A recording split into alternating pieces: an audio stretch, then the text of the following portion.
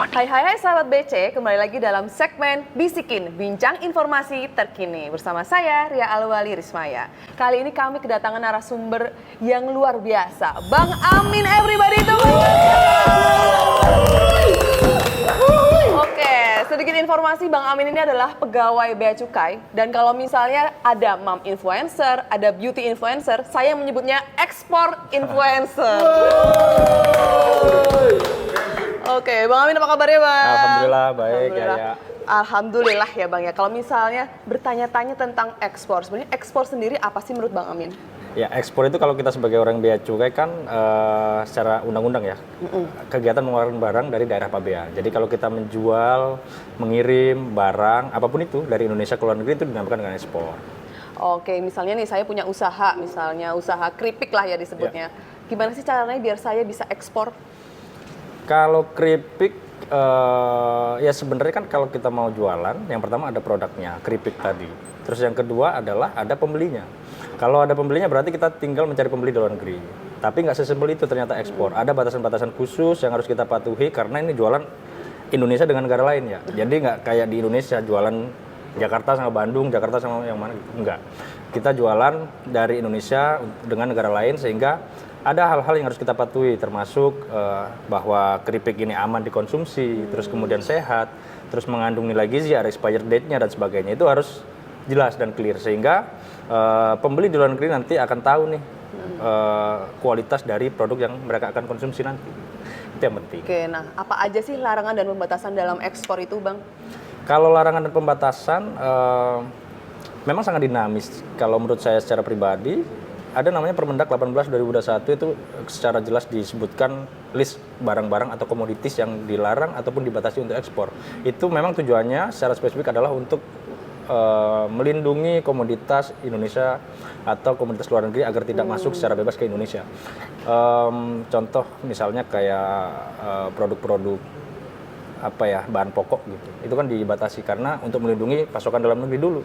Jadi jangan dijual dulu tapi di Indonesia kekurangan kan gitu. Itu baru kita batasi. Itu sih terkait larangan dan pembatasan secara spesifik memang diatur di undang-undang atau peraturan Kementerian Perdagangan. Oke, jadi di notes ya teman-teman, kalau kita mau ekspor tuh ternyata nggak cuma bea cukai aja, ada aturan dari pemerintah yang lain ya. Gitu. Nah, saya ini ada kemarin membaca artikel nih. Ya. Ternyata ada yang ekspor cicak gitu kan. Beneran tuh, Kak? Bener. Tadi editor tolong masukin ya. Kita di sini atau di sini. Iya, ekspor cicak ke Hong Kong dan Cina gitu kan. Dan ternyata di sana tuh dijualnya mahal. Benar. Terus ada juga waktu pandemi kemarin ada ekspor tanaman hias waktu kan itu booming-boomingnya gitu kan. Undur-undur bisa kan? Oh bisa banget ya Mas Iwan ya. Nah, gimana sih caranya kalau misalnya kita kan mau ekspor ibaratnya flora dan fauna, apakah ada izin kemana dulu gitu? Ya. Jadi yang cicak tadi saya tertarik sekali karena itu menggambarkan bahwa semua hal sejauh itu tidak dilarang dan dibatasi bisa banget diekspor ya. Cicak yang kering yang kita mungkin bisa temui di manapun itu laku di luar negeri dan harganya lumayan juga. Ada lagi cerita kayak tempeh itu yang buat ngayak beras di Indonesia itu mungkin dijual di pasar dengan harga yang ya relatif sangat murah sekali. Tapi di luar negeri kayak di US, di UK itu jadi hiasan dinding yang harganya up to 1 juta rupiah kalau dirupiahkan. Dan luar biasa sekali. Itu potensi-potensi komoditas dan produk Indonesia yang bisa kita jual ke luar negeri. Terus tadi yang tanaman, terus flora dan sebagainya, tetap ada regulasi secara spesifiknya. Jadi kalau kita bicara ekspor, masing-masing produk dan komoditas itu ada regulasi yang mengatur ya. Makanan minuman ada sendiri, flora dan fauna ada sendiri, terus kemudian produk furniture ada sendiri dan sebagainya. Itu teman-teman sebagai UMKM yang akan mengekspor produk tersebut harus tahu. Kalau flora fauna biasanya kita ke karantina tumbuhan dulu untuk kita cek bahwa tumbuhan ini sehat nih. Baru kalau udah sehat ada kalau kita sebutnya phytocertificates dari karantina pertanian atau karantina tumbuhan baru bisa diekspor. Gitu. Oke, luar biasa. Tepuk tangan lagi dong. Itu yang belakang juga bisa diekspor tuh. Pohon kurma. Pohon kurma ya, luar biasa ya di sini ya. Vibes-nya pantai ya. Gitu. Nah, misalnya nih kan saya udah punya usaha kayak yang keripik tadi. Ada nggak sih tips-tips mendapatkan buyer dari luar negeri? Ya, jadi mendapatkan buyer sebenarnya nggak jauh beda dengan teman-teman yang jualan lokal pun sama. Jadi ada beberapa cara untuk mendapatkan pembeli. Yang pertama kalau kita sebelumnya yang zaman sekarang tuh beda sama zaman dulu ya. Zaman dulu itu teman-teman kalau mau nyari buyer itu harus datang secara langsung ke luar negeri. Atau kalau udah expo di Indonesia, mereka harus datang ke Jakarta untuk dapat ketemu langsung dengan buyer. Kalau sekarang digitalize di era yang digital sekarang, sangat mudah sekali. Ada beberapa opsi. Yang pertama, teman-teman bisa masuk marketplace. Di lokal kan mungkin ada nama marketplace lokal. Internasional juga ada. Kalau kita bisa sebut ada Alibaba, ada Amazon, dan ada marketplace yang memang segmentasinya by commodities. Jadi furniture sendiri ada, itu global. Jadi dari sana teman-teman bisa listing komoditas atau produknya sehingga dapat buyer dari sana. Ada lagi yang B2B market juga ada. Kalau barangnya bukan produk langsung end user yang make, mereka bisa ada namanya go forward. Jadi memang kumpulan teman-teman buyer dan supplier ada di sana, around the world. Jadi sangat banyak sekali pintunya. Terus ada lagi satu yang saya sering share ke teman-teman, website sebenarnya. Website itu kalau kita mau nyari barang nih ya, misalkan, kita sebagai supplier nih, kita penjual, nyari pembeli. Kita googling misalkan, gampang-gampang googling aja. Pembeli kopi dari Amerika. Nanti akan muncul kan website-website pembeli-pembeli itu. Kalau dibalik, mindsetnya kita balik, pembeli itu kalau nyari kopi juga googling misalkan. Mereka mungkin googling. Jadi coffee supplier in Indonesia. Kalau kita punya website, maka kita akan ditemukan oleh buyer. Jadi nggak kita mencari saja, tapi bisa jadi kita ditemukan oleh buyer dengan adanya website. Jadi sangat mudah sekali sekarang. Apalagi di era digitalisasi betul, kayak gitu ya. Betul sekali. Benar.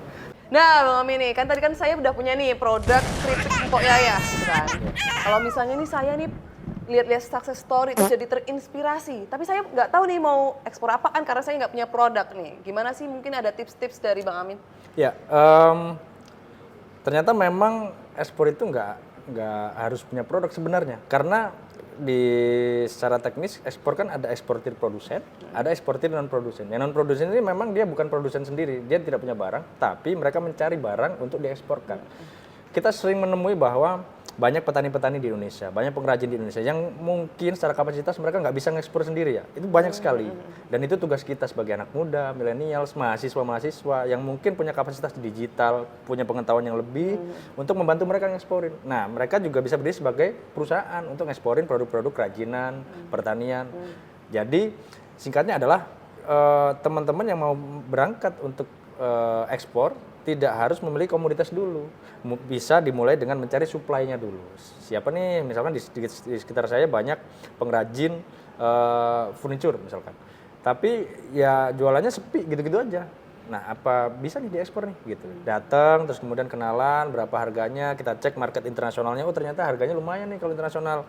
Habis itu kita tawarkan produknya secara internasional, kita jual produknya melalui produk kita perusahaan kita gitu. Jadi itu namanya eksportir non produsen.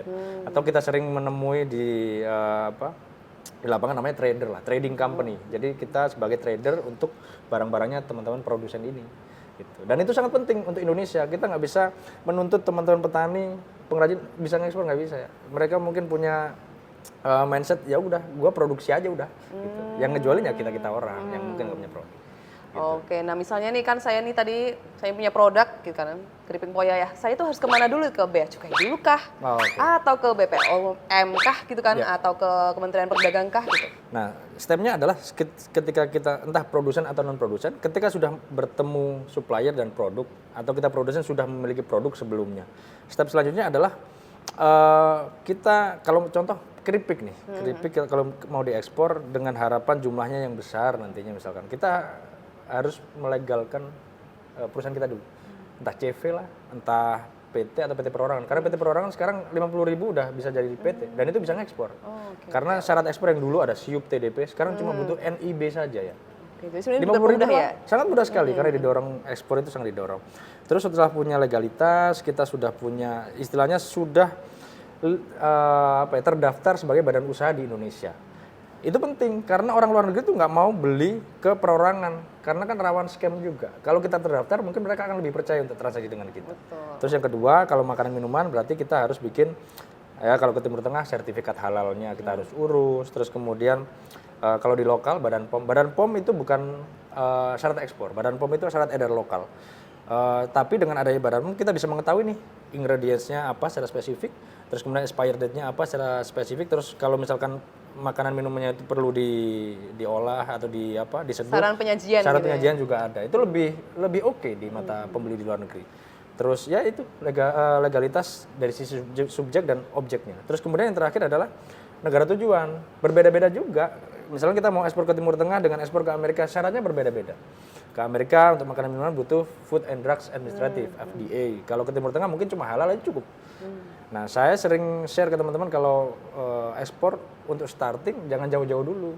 ASEAN dulu aja, Singapura, Malaysia, itu udah ada gap harga yang mungkin sudah bagus dan syaratnya nggak terlalu kompleks gitu. Terus sudah punya legalitas nih, subjek, objek, terus kemudian negara tujuan udah kita lengkapi misalkan. Baru promosi gitu. Setelah promosi dapat bayar, negosiasi, harga udah kebentuk, terms of payment udah ada, terms of delivery itu udah ada, baru ke bea cukai kita untuk membuat PEB. Itu bisa secara online digital pakai CISA, bisa langsung datang ke kantor bea cukai, pasti dibantu. Gitu. Udah ada PEB, nanti tinggal kalau satu kontainer kita perlu sewa kontainer kan atau cek jadwal kapal melalui forwarder namanya. Kita forwarding, nanti udah ada jadwal, kita tinggal ngirim. Sudah itu ekspor. Tuh, gampang banget kan? Jadi sebenarnya itu ekspor itu mudah. Apa guys? Mudah. Biasa gitu. Nah kalau misalnya kita jadi eksportir, ada nggak sih biaya yang perlu dikeluarkan? Biaya mungkin banyak beredar bahwa ekspor itu Rp0, nggak perlu biaya. Tapi menurut saya tetap perlu ya, karena kita membangun sebuah bisnis, apalagi bisnis yang kita sangat fokuskan untuk sustainable, itu perlu ada biaya, termasuk pembuatan legalitas, terus bikin website tadi. Tapi untuk teknis ekspor sendiri, saya bisa pastikan bahwa sangat minim modalnya. Jadi kalau saya dari bea cukai, karena saya dari bea cukai, saya bisa menyampaikan ekspor itu tidak ada pungutan-pungutan negara kecuali barang-barang yang terkena bea keluar. Itu pun cuma 5 kategori doang, barang tambang, sawit, itu pun mungkin bukan segmen UMKM. Dan PPN-nya bebas 0%. Jadi memang sangat didorong untuk ekspor. Terus kemudian mungkin logistik ya. Logistik itu nanti akan lebih dalam lagi. Kita bicara fundamental, ada pengiriman. Kalau lokal kita ngirim, ongkirnya siapa yang bayar. Ekspor juga ada. Ekspor ada 3 terms of pengiriman. Jadi mulai dari pengiriman dari gudang kita ke pelabuhan, Priok misalkan. Itu siapa yang nanggung. Dari Priok ke pelabuhan pembeli atau portnya delivery itu Jepang misalkan, itu siapa yang nanggung. Dari port Jepang sampai gudangnya pembeli itu siapa yang nanggung. Nah 3 ini bisa dinegosiasikan. Jadi ada yang kita nggak perlu bayar apapun karena Ex-Works terms-nya, ada yang kita bayar sampai Tanjung Priok itu FOB terms-nya dan macam-macam. Itu nanti fundamental ekspor harus kita pelajari. Oke, kita highlight dulu ya. Kalau misalnya bea cukai tidak mengeluarkan jasa apapun Oh, ya. nggak ada. Betul, bea cukai Rp0 ya. Rp0. Oke, siap. Nah, kalau misalnya tadi saya menjualkan keripik dari Jakarta kan, saya keripik Empok Yaya gitu ya. Nah, itu ekspornya bisa dari mana aja? Bisa. Maksudnya dari Indonesia gitu. Dari Indonesia. mana aja. Kalau keripik kan mungkin retail products, makanan minuman yang retail kan. Itu mungkin bisa lebih mudah ya, karena di bea cukai itu ada yang mengatur barang under 30 kilo tidak perlu bikin PEB dan tidak sekompleks teman-teman yang harus ke pelabuhan. Kita bisa ngirim, mungkin ya kita bisa ke Pos Indonesia. Jadi ngirim barang biasa aja, Pak saya mau ngirim barang keripik Mpok Yaya nih, berapa box gitu. Itu nanti diurus oleh logistiknya, Pos Indonesia dan sebagainya. Itu lebih fleksibel, sangat simpel sekali. Jadi kalau misalnya mungkin bayangan teman-teman di luar sana, ekspor harus pakai kontainer tuh salah ya? Enggak. Oke. Sepasang sepatu kita jual ke Singapura aja ekspor itu namanya. Oh iya benar juga ya, kita mengekspor ya, keluar dari mengeluarkan daerah barang dari pabean. daerah pabean. Oke. Yes. Nah sebenarnya kalau dari bea cukai sendiri ada layanan untuk mengatasi ekspor gitu nggak sih Bang? Secara teknis ada lah. Jadi di pelabuhan itu memang ketika kita mau ekspor maka ada layanan untuk ekspor itu sendiri, bikin PEB dan layanan-layanan tertentu dari kepabeanan cukai di port misalnya di Tanjung Priok. Sebelumnya pun ada klinik ekspor namanya. Jadi kalau teman-teman mau belajar atau mau konsultasi terkait ekspor, ada klinik ekspor terkait kepabeanan, ada di sana. Jadi teman-teman bisa datang ke kantor PABN terdekat, bisa berkonsultasi di sana, bisa ngobrol di sana dan sangat terbuka sekali, siapapun akan diterima. Karena memang ekspor ini apalagi UMKM menjadi program strategisnya Bea Cukai dan Kementerian Keuangan. Jadi pasti didorong kok. Jadi nggak usah takut. Betul. Nanti ketemu Yaya pakai seragam itu jangan takut. Gitu ya. Apa itu Kak? berubah ya. Aku berubah jadi pegawai bea cukai. Sering. Editor susah ya. Ngasih PR kalau editor. Oke, ternyata di setiap kantor bea cukai itu terdapat klinik Klinik ekspor dan ekspor. kita semuanya tuh boleh kok mau Boleh main-main, mau cerita curhat ngobrol. tentang usahanya gimana sih Ya, caranya. yang penting boleh, Kak. Oh, jangan ya. Nanti susah gitu ya. Nah, Iya. terus nih kalau misalnya dari Bang Amin sendiri ada nggak sih tips buat kita nih para pengusaha yang mau ekspor? Apa aja sih tips-tipsnya? Kalau tips sih yang paling krusial adalah kualitas. Jadi ekspor ini kan nggak cuma kita nyari cuan doang ke luar negeri, tapi menunjukkan bahwa Indonesia ini memiliki produk yang bisa bersaing secara internasional. Itu yang paling penting. Kalau makanan minuman contohnya kita jual ke luar negeri, tapi ternyata di sana itu rasanya nggak enak. Kalau rasa selera lah. Misalkan dia bikin kita sakit perut, ya kan secara kualitas berarti kan buruk. Itu memperburuk nama Indonesia juga, citra Indonesia. Jadi menurut saya yang paling krusial adalah kualitasnya dulu. Dengan cara apa? Kita sertifikasikan, misalkan kalau lokal kan ada Badan POM bahwa ini sudah clear bahwa sehat sekali untuk dikonsumsi, ada expired date-nya, cara pengonsumsinya juga jelas dan sebagainya. Pengemasannya juga mungkin diperhatikan. Pengemasannya diperhatikan itu juga penting, biar nyampe sana, misalnya ekspor kerupuk nih nyampe sana ternyata udah tinggal angin semua, Melempem ya, udah semua kayak- kan gitu. Susah ya, susah ya alat ya gitu. Yang pertama kualitas, terus yang kedua adalah kita harus tahu kuantitas yang bisa kita suplai. Jangan misalkan ada pembelian 100 ton, tapi seminggu Mpok Yaya cuma bikin berapa? 10 kilo misalkan. Diterima-terima aja ya jangan. Kita harus melihat kapasitas kita mampu berapa kilo dalam satu minggu, 1 bulan gitu. Kita harus tahu. Karena kalau sekali kita nggak bisa mencukupi, nanti ya mungkin dia akan pergi ke tempat lain. Terus yang ketiga sustainability kalau menurut saya. Jadi keberlanjutan itu penting. Jangan sekali ekspor udah nggak repeat order lagi nggak. Kalau bisa kita maintain pembelinya sehingga mereka tertarik dengan kita dengan cara ya macam-macam kan. Kita nggak harus ngomongin bisnis terus. Kita bisa ngobrol secara friendly. Kita ngobrolin banyak hal. Itu terjadi. Banyak teman-teman yang akhirnya deket dengan buyernya. Itu akhirnya dia panjang umur dengan buyernya. Dia bisa bertransaksi lama sekali. Gitu, keren banget ya. Ternyata kalau misalnya kita tuh mau gitu ya, misalnya mengupayakan dari Badan POM-nya atau dengan izin-izin kementerian yang lain, kita tuh bisa ekspor kok gitu ya sebenarnya. Betul. Oke, nah dari pengalaman Bang Amin sendiri, pernah nggak sih dapat spill cuan gitu kan dari ekspor tuh kira-kira berapa sih gitu? Ya, saya juga aktif mengedukasi teman-teman UMKM untuk ekspor. Ya memang sebagian orang menyepakati bahwa cuannya ekspor itu gede. Tapi di sisi lain saya tidak seringkali meng-highlight itu karena yang paling penting adalah ya tadi persaingan dagang Indonesia itu sangat lebih penting daripada kita nyari cuan doang. Tapi cuan juga penting ya. Istilahnya gini, harga komoditis dan produk itu up and down. Jadi nggak bisa stabil, harga luar negeri pasti lebih tinggi daripada harga lokal. Enggak, belum tentu. Tahun lalu harga kopi lebih tinggi lokal daripada ekspor. Gitu. Itu yang teman-teman harus pahami. Tapi yang kalau saya bisa sampaikan memang karena ada conversion rate kan, jadi dolar ke rupiah misalnya, itu yang menjadi ada gap bahwa kalau kita jualan ekspor ada potensi cuannya lebih banyak dan itu terjadi. Teman-teman salah satu yang tertarik ekspor ya karena cuannya tadi. Gitu. Oke, jadi teman-teman yang mau ekspor ada nih bisa menghasilkan cuan yang bombastis dan fantastis gitu ya. Iya Pak, ya? pasti. Gitu ya. Bahkan ada yang harga 2 kali lipat gitu. Ada yang 2 kali lipat dari harga lokal ya, 2 kali lipat, 3 kali lipat. Bahkan ya kayak tampah tadi, tampah yang buat itu yang Iya, bener. di sini paling berapa ribu doang, 100.000. Ada juga tuh yang tas sayur kayak dulu ibu-ibu, tau gak sih Mas? Iya, iya, Yang iya. dari Anyaman itu. Oh iya, Anyaman bambu, Anyaman. Kenapa harus begini? Kenapa harus begini? Anyaman tuh kalau di sini paling cuma berapa puluh ribu, di sana udah sampai Iya, jutaan bener. gitu ya. Iya, kalau produk kerajinan furniture itu memang harganya bisa sangat fantastis sekali. Karena orang luar negeri sangat meng-appreciate seni kan, karya seni itu sangat appreciate. Seni. Oke, sebelum kita lanjut ke pertanyaannya selanjutnya, kita mau cue cep. Apa tuh? Harus pakai kol-kolah ya. Cue kuis cepat.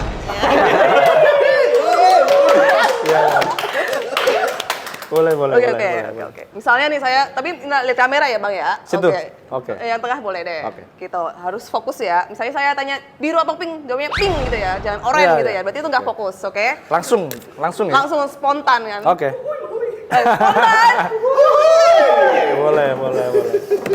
Seru ya? Ya, seru kan? Seru. Hostnya saya. Boleh. Oke. Misalnya ya, kopi atau teh? Kopi. Ekspor atau impor? Ekspor dong. Bayar atau gratis? Gratis. Cuan atau buntung? Cuan. Taat atau rebel? Taat dong. Oke, dulu. Kan kuis cepat, jadi Cepat. cepat. Iya. Terlalu cepat kayaknya ya. Saya takut salah jawab aja tadi. Iya, gitu kan. Oke, Oke. nah ternyata teman-teman semuanya, Bang Eman ini adalah founder dari Explore ID. Ya. Oke, sebenarnya Explore ID ini platform untuk apa sih, Bang? Ya, Explore ID itu adalah platform edukasi dan akselerasi ekspor Indonesia. Jadi secara digital kita mengeduket masyarakat, UMKM secara gratis kepada masyarakat. Jadi teman-teman yang mau belajar, baik itu baru starting nih, baru mahasiswa yang baru lulus kuliah, yang mindset kita zaman dulu lulus kuliah kan nyari kerja nih ya. Betul. Di tempat saya, di tempat kami di Explore ID lulus kuliah mereka bisa buka lapangan kerja ya. Jadi dengan ekspor itu, dengan permintaannya sangat tinggi, mereka bisa melibatkan teman-teman di sekitarnya untuk turut serta bekerja bareng-bareng gitu. Jadi ada yang mahasiswa, ada yang ibu rumah tangga, ada yang teman-teman yang memang ke PHK. Karena kita berdiri waktu COVID ya, jadi pas waktu COVID itu teman-teman kesusahan nyari kerjaan, ada yang kena PHK, belajar ekspor di tempat kami. Kita menampung semuanya untuk belajar ekspor. Free. Oke, gratis. jadi Explore ID ini adalah platform yang free atau non-profit yang diperakasai oleh Bang Amin. Betul, Loh. Sejak kapan dibentuk dan Agustus 2021 tanggal 17, keren gak tuh? wah, jadi 17 tahun. Ya, sebagai jiwa-jiwa kemerdekaannya, Bener. iseng nih bikin Explore Iseng, ID bener, gitu ya. bener. Luar biasa. Bener lah. Kalau kayaknya iseng bikin apa? Bikin keripik. Betul. Oke, selain tadi karena misalnya pandemi, COVID gitu kan, Ya. latar belakang dari Explore ID ini apa sih, Bang? Secara personal karena waktu itu COVID-19 dan kita tahu sendiri bahwa nggak tiap hari kita ke kantor dan kerja remote kita di rumah, terus kebetulan agak banyak waktu senggang, jadi apalagi tiap malam. Terus pada waktu itu juga kebetulan setelah selesai belajar tentang commerce dari China juga waktu itu selama 6 bulan. Jadi ketika nganggur, terus habis itu dapat opportunity pengetahuan yang lumayan dari China waktu itu, akhirnya saya menginisiasi untuk ya udahlah, saya pengen mengedukasi masyarakat secara online waktu itu. Karena dan berkahnya adalah online bisa dijangkau oleh teman-teman secara nasional. Dari mulai Sumatera sampai Papua ada semua teman-teman ya.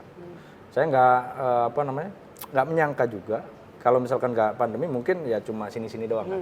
Kalau online bisa menjangkau sangat nasional. Bahkan luar negeri, teman-teman yang belajar di tempat kami itu ada yang mahasiswa Indonesia yang lagi di Moskow, ada yang dari Jepang, ada yang dari China, Malaysia. Itu sangat banyak.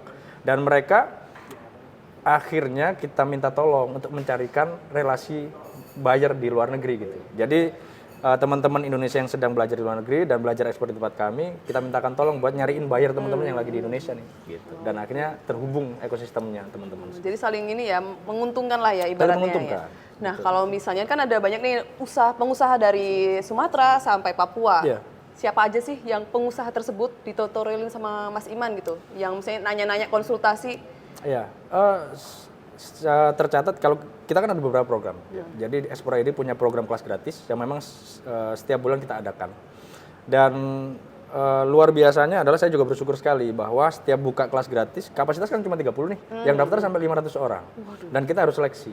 Ya siapa yang paling cepat dia menjawab, siapa yang paling tepat juga dia menjawab. Kita bikin assessment soalnya.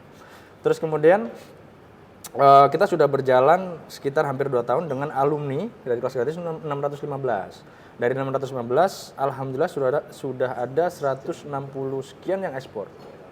Jadi teman-teman yang alumni ini alhamdulillah mereka sukses ngekspor. Dengan devisa alhamdulillah kita juga sudah cetak 100 sekian miliar rupiah. Terus kemudian di luar itu, jadi ada dari 500 orang tadi yang nggak masuk kelas gratis, mereka tetap belajar di tempat kami. Kita sering ngadain seminar, kita sering adakan kerjasama dengan perwakilan dagang di luar negeri, pemerintah kota, pemerintah daerah. Kita juga bekerjasama dengan pemerintah kota dan daerah melalui MOU secara resmi. Dan total yang sudah belajar di tempat kami seluruh Indonesia sudah ada 6.800-an orang. Lumayan besar memang. Dan harapannya adalah dengan semakin besar orang yang mau belajar ekspor, maka semakin banyak nih eksportir di Indonesia dan komoditas Indonesia semakin banyak diekspor ke seluruh dunia. Berarti Bang Amin ini bisa kita sebut sebagai suhu gitu ya? Suhu. Gitu kan ya. Itu nanti efeknya hilang. Swing gitu kan ya. Editornya Susah. Oke, nah tadi kan udah banyak nih sekitar 6.000 orang yang berguru. Boleh dong spill mungkin satu success story dari Ya. pengusaha UMKM atau pengusaha yang misalnya bertanya-tanya ke Iya. Explore ID ini, Bang? Ya, yang tadi 160 sekian itu yang tercatat. Ada banyak yang sebenarnya ekspor mereka nggak laporan ke kita ya. Jadi nggak kita catat. Kita kan catat siapa yang ekspor, apa komoditinya, kemana negaranya, berapa devisanya. Jadi berapa nilai transaksinya juga kita tercatat semua. Dan yang terakhir, saya paling senang sebelumnya ya, sebelum ada yang terakhir. Yang terakhir ada orang Jawa Timur yang tadi sebelumnya dia komoditinya adalah kopi, belajar di tempat saya. Terus kemudian dia gonta-ganti komoditi karena mungkin nggak cocok ya. Jodohnya ada namanya wood pellet, dia biomass. Biomass itu mungkin akan sangat laris sekali karena energi kan, buat energi masa depan. Dan FYI dia bukan punya basic di ekspor impor dan keluarganya juga mesin lah ya, bengkel mesin gitu. Dan sampai akhirnya dia dapat kontrak 9.000 metric ton selama setahun wood pellet ke Korea Selatan. Dan sekarang udah punya pabrik. Ada di Instagram saya, silakan dicek, di follow. Silakan dicek di Bang Faruk Amin ini ya, muncul ya editor ya, bisa kan gitu. Sama di Ekspor ID. Sebelumnya kalau yang tadi udah kerja juga orangnya. Ada yang inspiratif juga. Ada yang baru lulus kuliah ya, baru banget lulus kuliah di Jawa Tengah, Yogyakarta kalau nggak salah. Pas temen Kak Yaya nggak tuh? Tuh, kan tadi Empok Yaya dari Jakarta ya, terus saya sebenarnya asalnya dari Jogja. Loh, nggak pernah apa jadi promosi ya? Lanjut. Ya, dia 3 orang jurusan IT. Jurusannya IT, terus kemudian mereka membuat perusahaan sendiri, belajar ekspor di tempat kami, terus akhirnya mereka ekspor sampai sekarang. Jadi sustainable, udah hampir setahun lah mereka udah jalan ekspornya dan sustainable ke Lebanon, ke Amerika mereka ekspor. Masih muda dan akhirnya mereka mau bikin gudang sendiri, pabrik sendiri dan mempekerjakan teman-teman di sekitarnya juga. Jadi domino efeknya lumayan luar biasa. Orang anak muda yang kita mindset dulu ya, ketika kita lulus kuliah nyari kerja, sekarang real kita lulus kuliah bisa buka lapangan kerja. Itu menurut saya. Jadi kalau misalnya kita apply pekerjaan nggak dapat, kenapa nggak kita coba untuk usaha gitu ya dan bisa ekspor nih, contohnya banyak nih. Terus keuntungan apa aja sih dari bergabung di kelas ekspor ID ini? Ya yang pertama pasti gratis, keuntungannya dapat ilmu, dapat relasi. Karena dari teman-teman yang bergabung itu pasti kita jadikan kelompok ya. Jadi yang Jakarta bergabung dengan kelompok Jakarta, mereka nanti ujung-ujungnya adalah membuat projects dan presentasi ke kita seolah-olah kita buyernya. Kita latih mereka untuk berkomunikasi dengan buyer. Ada yang bisa bahasa Inggris, pakai bahasa Inggris. Ada yang berbahasa Indonesia, it's okay, nggak apa-apa. Dan mereka latihan. Dan setelah lulus dari tempat kami jadi alumni itu mereka ada yang awalnya sendirian nih berjuangin ekspor karena berkelompok dengan teman-teman Jakarta yang lain misalkan 5 orang, mereka bikin PT bareng-bareng juga banyak. Jadi menghubungkan teman-teman yang punya visi yang sama sehingga bisa ekspor bersama-sama. Karena tahu sendiri kalau kita berjuang sendiri kan nggak enak. Kalau bareng-bareng bisa lebih gampang. Asik. Kalau bisa bersama-sama kenapa harus sendirian? Iya, gitu kan. Wah, ternyata kita ada di segmen terakhir nih. Mungkin dari Bang Amin ada closing statement nggak nih, Bang? Baik, terima kasih Yaya. Sebelumnya terima kasih undangannya ya. Terus terkait dengan closing statement mungkin ada beberapa hal yang bisa saya sampaikan. Tadi kita bahas terkait ekspor. Ekspor itu mudah dan bisa dilakukan oleh siapapun. Baru lulus kuliah, ibu rumah tangga, siapapun bisa ekspor. Cuman ada hal yang harus dipahami dan dipatuhi karena ekspor ini kan perdagangan antar negara tadi yang kita sampaikan. Mungkin banyak sekali case-case di lapangan yang kita temui, ada yang mungkin ada masalah di lapangan dan sebagainya. Yang bisa saya sampaikan adalah ketika kita mengetahui fundamentalnya, peraturannya, bagaimana praktik di lapangan yang seharusnya, kita seharusnya lancar-lancar saja ekspornya gitu. Jadi highlight-nya adalah kita harus tahu peraturan, kita harus tahu fundamental sebelum kita melakukan kegiatan ekspor. Itu yang pertama. Yang kedua, teman-teman yang mau belajar ekspor, terus kemudian akhirnya sukses untuk ekspor, jangan lupa memberikan manfaat kepada masyarakat. Karena itu prinsip kami juga di Ekspor ID bahwa kita mengetahui prinsip dasar ekspor, teknis ekspor melalui kebebasan dan cukai, kita membagikan itu secara free. Dan harapannya banyak sekali teman-teman nanti yang di lapangan juga berbagi ilmu kepada teman-teman yang lainnya terkait dengan ekspor sehingga ekspor Indonesia akan semakin meningkat. Terus harapan Indonesia emas 2045 nantinya sebagai Indonesia menjadi poros ekonomi dunia nanti akan tercapai. Itu kira-kira. Luar biasa ya Bang Amin ini. Ya kan guys, sebenarnya ekspor itu mudah kalau kita tuh tahu prosedurnya, alurnya dan ketentuan yang lain gitu. Bagi teman-teman yang mau bertanya lebih lanjut mungkin bisa nih langsung ke berapa bea cukai 1.500 225. Oke, terima kasih Bang Amin udah mau datang ke podcast kita. Terima kasih. Sampai jumpa di segmen selanjutnya. Bye.